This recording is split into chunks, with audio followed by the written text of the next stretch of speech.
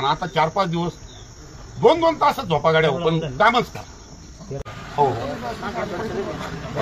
सगळे आपली फुल नाही फुलाची नाही ही फुल नाही फुलाची पाकळी. अहो मला एक आनंद आहे, हा एक 25 वर्षाचा तरुण काय गावात काम केलं, काय समाजासाठी लढतोय इथं 18 पगड जातीसाठी, याचा खरा आनंद म्हणून मी इथपर्यंत झोपावरला म्हणून जायचं आणि मंगेश दादाची आपल्याला गाठ घ्यायची, मंगेश दादाला आशीर्वाद द्यायचा. आणि 100% तुम्ही खासदार होणार आणि आमच्या करंदीला सत्कारासाठी तुम्हाला यावं लागेल. निश्चितपणे येणार आमच्या उत्तरेश्वर मंदिराला 100% तुमची भेट. नमस्कार. हो 100% तुम्हाला सांगतो आपलं स्वप्न साकार होणार. हा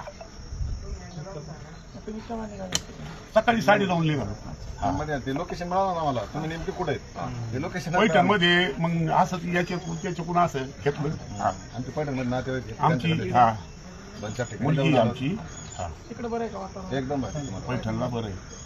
नाही येणार तुम्हाला सांगतो, सुटल्याला वारण लागलेली आगी तुम्हाला सांगतो दिसणार नाही, पण लय मोठ्या प्रस्तावाच्या विरुद्ध तुमची लढाई आहे. आणि तुमचे विचार, तुमचे आचार आणि तुमचं ते सगळं समाजासाठी, सगळ्या तरुणासाठी जे वागणं आहे याच्यामुळं तुम्ही आता कधीच येणार नाही.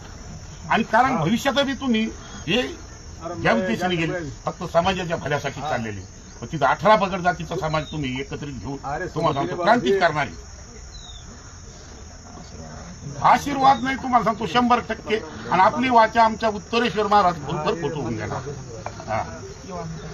100% तुम्हाला. आणि हे खरे तुमचे मावळे जे आहेत ना यांची खरी नोंद होणार आहे. हो अख्खं गाव बिन पाहुणे रावळे सगळ्यांना गाडी चालून देत नाही लोक. अक्षरशः डायरेक्ट खांद्यावर घेतात, मंदिरात नेऊन ते सभा घेतात आणि डबल गाडी लोक उचलून आणतात. लाख रुपये करतील ना, स्वयं निघणार नाही कोणी. खांद्यावर घेऊन फिरणार नाही. पैसा संघ न्यायचा का आपल्याला? आपल्याला कीर्त संघ न्यायची. पैसा कोणा पैशावाले लय पाहिले हो, कीर्त करणारी माणसं असावी. आणि आपल्यात हा मंगेश दादासारखा माणूस कीर्त करणारा जन्माला आला, त्यासाठी आपण साथ देणं महत्वाचं आहे. करेक्ट काम लोक करणार. आणि मंगेश दादा कमीत कमी माझा अंदाजे विक्रमित मतांनी नोंद झाली पाहिजे. जर मोदीनं सत्कार नाही केला तर परत काय म्हणजे ही क्रांतिकार नोंद होणार आहे. असे मुलांना आधार देणं, अशी मुलासंग आपण फिरणं, मग हीच खरी जनसेवा आहे, हीच खरी ईश्वरी सेवा. ईश्वर कोणी पाहिला? माणसाच्याच रूपाने माणसं जनसेवा जी करते यालाच म्हणायचं ईश्वर सेवा. आता तुम्ही सगळेजण कष्ट करतात, त्याला खरोखर धन्यवाद द्यावा. तेवढे थोडे